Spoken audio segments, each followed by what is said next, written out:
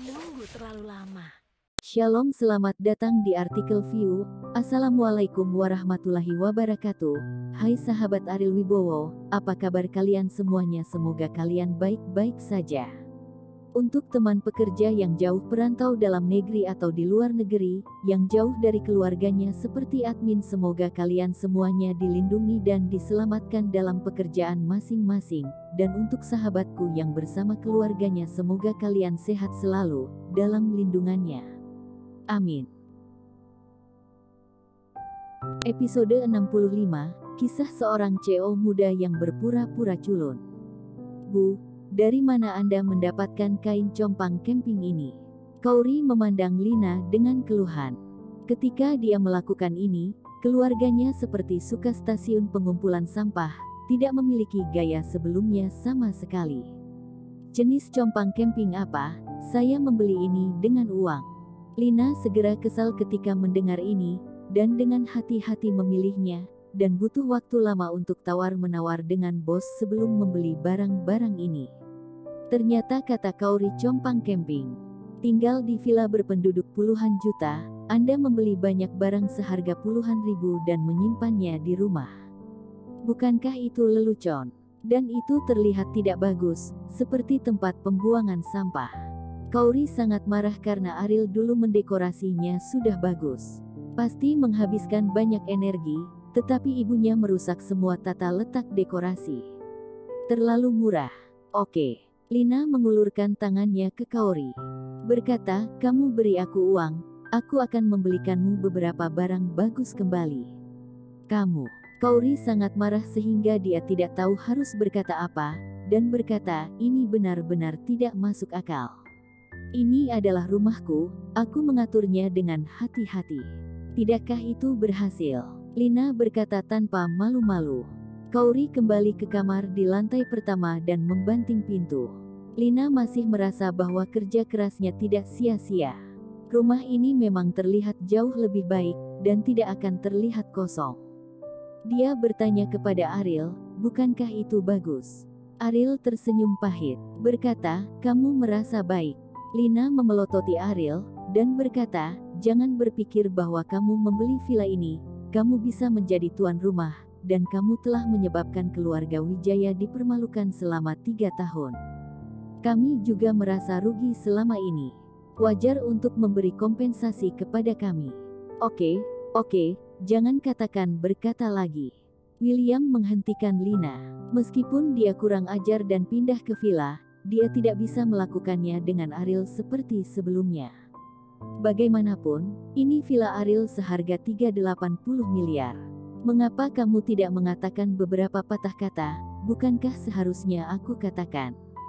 Lina mendorong William pergi dan terus berkata kepada Ariel, aku tidak tahu dari mana kamu mendapatkan uang itu, tetapi kamu dapat memberikan semuanya. Keluar sekarang, aku akan memberimu 1.000 juta lebih banyak untuk biaya hidup setiap bulan. Ariel dapat menanggungnya. Tetapi itu tidak berarti bahwa Lina memenuhi syarat untuk mengomelinya. Jika kamu ingin hidup, tetaplah berbuat baik. Aku hanya menghormati Kauri dan membiarkanmu tinggal di sini, tetapi itu tidak berarti kamu bisa mengendalikanku, kata Ariel dingin. Lina menatap mata dingin Ariel, dan tiba-tiba menjadi bersalah. Dia tidak berani mengatakan sepatah kata pun, dan hanya bisa melihat Ariel kembali ke kamar. Ketika Ariel menutup pintu, ekspresi Lina berubah suram, dan berkata kepada William, William semakin tidak yakin apa yang baik atau buruk, tergantung bagaimana kamu akan menghadapinya di masa depan. Petik 2. Kau, hei. William berhenti berbicara dan menghela nafas. Ariel, yang kembali ke kamar, memandang Kauri yang sebenarnya menangis, wajahnya bahkan lebih dingin. Tidak ada yang bisa membuat Kauri menangis, bahkan jika itu Lina tidak memenuhi syarat. Ariel, maaf, ibuku terlalu banyak bertingkah. Kauri berkata kepada Ariel dengan air mata keluar. Ariel berjalan ke arah Kauri, membelai kepalanya, dan berkata dengan suara lembut, jangan marah, dan sangat peduli padanya. Bagaimanapun, itu adalah ibumu. Tapi rumah itu dibuat seperti ini olehnya, dan itu menyia-nyiakan dekorasi yang kamu rencanakan dengan hati-hati. Kata Kaori, buang barang-barang ini yang tidak seharusnya ada di sini. Ariel menelepon Departemen Properti. Tidak, butuh waktu lama bagi Departemen Properti untuk mengirim beberapa orang. Setelah Lina membuka pintu, dia masih bertanya-tanya apa yang terjadi. Sampai orang-orang itu mulai menyentuh barang-barang yang dia beli kembali. Lina langsung menjadi liar, apa yang kamu lakukan, dan memindahkan barang-barang di rumah kami. Petugas keamanan Departemen Properti sangat pribadi. Lina hanya berani berteriak dan tidak berani menghentikannya. Ini sepenuhnya menunjukkan bahwa dia adalah pria yang kuat. Setelah semua barang yang dia beli kembali dikosongkan, Ariel berjalan keluar dari kamar. Ariel, kamu masih tidak menghentikan mereka. Ini adalah perampokan di siang bolong, yang saya beli kembali dengan uang. Lina berkata kepada Ariel, cemas seperti semut di panci panas. Aku memanggil mereka. Ariel berkata dengan ringan. Apa? Ya, aku benar-benar tidak suka. Ariel berkata dengan dingin. Kamu akan meminta mereka untuk segera memindahkan barang-barangku. Kalau tidak, Lina tidak melanjutkan 3 kata ini, karena villa ini tidak ada hubungannya dengan dia, jadi bagaimana dia bisa memenuhi syarat untuk membiarkan Ariel keluar? Ini bukan lingkungannya yang bobrok. Mulai hari ini, kamu berani memindahkan barang-barang di rumah, jangan salahkan aku karena tidak sopan kepadamu. Ariel menoleh dan melihat William dengan wajah dingin, dan melanjutkan, dan kamu. Ibu, ingat, ini adalah rumah saya, tidak ada yang bisa bergerak tanpa izin saya. Lina tertegun di tempat yang sama, Ariel sudah kuat, biarkan keberaniannya yang manja hilang, ini tidak berguna. Kapan begitu horizontal di rumah? Setelah Ariel kembali ke kamar, Lina melompat dan berkata kepada William, lihat dia, bukankah baru saja membeli villa, dan sekarang sayapnya keras, bahkan tidak peduli tentang kita lagi. William, pergi dan bantu saya memberi dia pelajaran kepadanya, beritahu dia siapa yang bertanggung jawab atas keluarga ini. Bisakah kamu berhenti membuat masalah?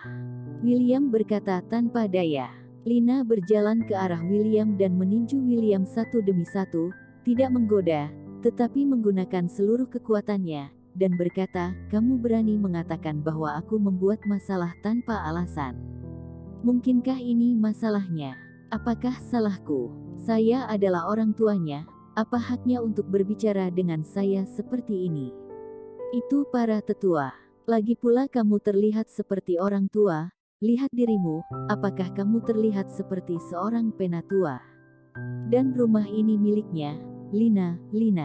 Mengapa kamu merasa bahwa hari ini, Anda masih bisa menunggangi kepalanya, tidakkah kamu melihat bahwa dia berbeda dari sebelumnya? Kata William. Apa bedanya? Bukankah itu masih membuang-buang uang? Lina berkata. William mencengkeram tangan Lina, Tuhan saja melihat tingkahmu bisa marah apalagi manusia, dan biarkan omong kosongmu berlanjut, cepat atau lambat mereka akan diusir dari villa. Ini dia pengecut, kamu juga tidak berguna. Tapi dia membeli tempat untuk kamu tinggali sekarang, dan dia ingin mengusir kita. Kualifikasi apa yang harus kamu andalkan di sini? Apakah nama kamu tertulis di sertifikat villa? Kata William. Setelah mendengar 3 kata dari sertifikat real estate, pikiran pertama Lina bukanlah bahwa rumah ini harus bertanggung jawab atas nama Ariel, tetapi bahwa dia harus membuat nama Kaori muncul di sertifikat real estate sesegera mungkin. Mungkin, sebaiknya namanya, hanya dengan cara ini, dia tidak perlu khawatir diusir oleh Ariel. Lina mencibir. Saya ingin Anda tahu bahwa keluarga ini, hanya saya, Lina, yang memiliki keputusan akhir. Keesokan harinya, setelah Ariel mengantar Kaori ke perusahaan, dia pergi ke pasar tenaga kerja. Ada banyak orang yang mencari pekerjaan di sini. Ariel bermaksud mencari juru masak untuk keluarga. Meskipun Melanie adalah pilihan yang baik, dia harus membawa Reza bersamanya. Reza berlari ke halaman villa lain, yang pasti akan menyebabkan masalah, banyak masalah berdasarkan ini, Ariel harus melepaskan ide ini.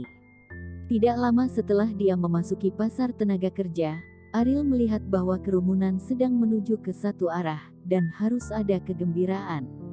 Ariel juga seorang manusia biasa yang fana, jadi dia penasaran dan mengikuti arus orang. Meremas ke dalam kerumunan, Ariel melihat seorang wanita paruh baya yang sedikit lebih tua, sekitar 40 tahun, berlutut di tanah. Di sampingnya berdiri seorang wanita kaya pada usia yang sama yang tampaknya memakai emas dan perak. Semua orang melihat, tetapi tangan dan kakinya tidak bersih. Kamu membersihkan rumah saya. Puluhan ribu keping perhiasan emas dan perak saya hilang. Sekarang perusahaan cleaning service telah mengambil semua tanggung jawab, dan dia bukan lagi orang miskin. Kamu membantu saya mengevaluasi apakah perusahaan semacam itu harus bangkrut dan karyawan seperti itu harus mati. Bersambung.